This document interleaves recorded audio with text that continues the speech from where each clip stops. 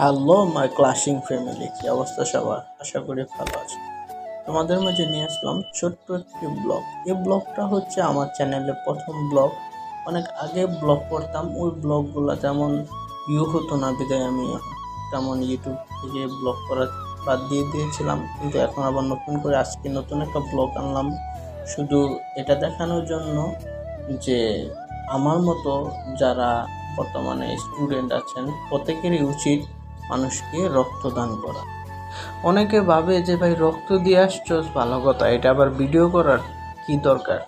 আসলে যারা ভিডিও করে, যারা মানুষের কাছে প্রকাশ করে, তারা এটা বোঝাতে চায় যে আমি রক্ত দিয়ে একটা মানুষের জীবন বাঁচালাম, আমার কাছে কতটুকু যে আনন্দ, কতটুকু ভালো লাগা অনুভব কাজ করতেছে, এটা যাতে তোমার মধ্যে করে ওই দিকটা চিন্তা করে কিন্তু ভিডিও করা হয়। বিশেষ করে অনেক ধরনের চিন্তা ভাবনা করে যে ভিডিও করলে হয়তো আমরা মানুষের কাছে বড় হবো, এরকম কিছু। আসলে বিষয়টা তা নয়।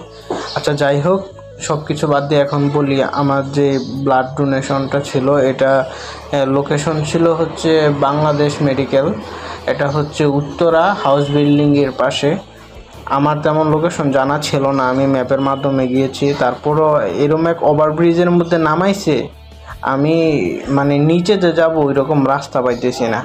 তখন ওই সাইডটা আমি ভাবলাম একটু ভিডিও করি, কিন্তু ওভারব্রিজের মানে মাঝখানে সিঁড়ি দিয়ে রাখছে, ওই সিঁড়ি দিয়া তারপর আমি নিচে যাওয়ার পরে আমি ভাবলাম যে এখন ওনারকে যদি ফোন না দিই তাহলে হয়তো যাইতে পারবো না।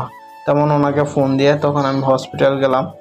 হসপিটাল যাওয়ার পর বাইরের সব কাজকাম শেষ করে আমাকে নিয়ে উপরে যাইতেছে। উপরে গিয়ে আমার যে ফর্ম ফিল আপ আছে, মানে আমার ব্লাড ডোনেশনের যে ফর্ম ফিল আপটা, আমি বাধ্যতামূলকভাবে রক্তদান দিতে ইচ্ছুক কিনা ওই ফর্ম ফিল আপটা পূরণ করি।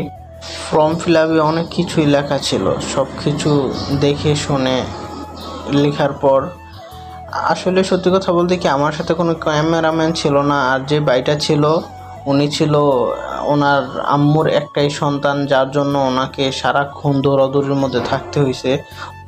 সবাই দোয়া করবেন ভাইটির আম্মু যেন দ্রুত সুস্থ হয়ে যায়। বিশেষ করে লাস্ট যখন আন্টির সাথে কথা বলি, সত্যি খুব ভালো লাগছিল। আন্টি খুব কান্নাকাটি করতেছিল আমাকে দৌড়া। সত্যি কথা বলতে কি, আন্টিটাও খুব ভালো ছিল। আন্টির সাথে যে আন্টিটার ছেলে ছিল, উনিও খুব ভালো ছিল, খুব কেয়ার করছিল আমার। যাই হোক, অবশ্যই এসে বাড়িতে চলে যাচ্ছি সব কিছু সম্পূর্ণ করে। আর দোয়া করবেন সবসময় যেন আপনাদের পাশে এরকমভাবে থাকতে পারি।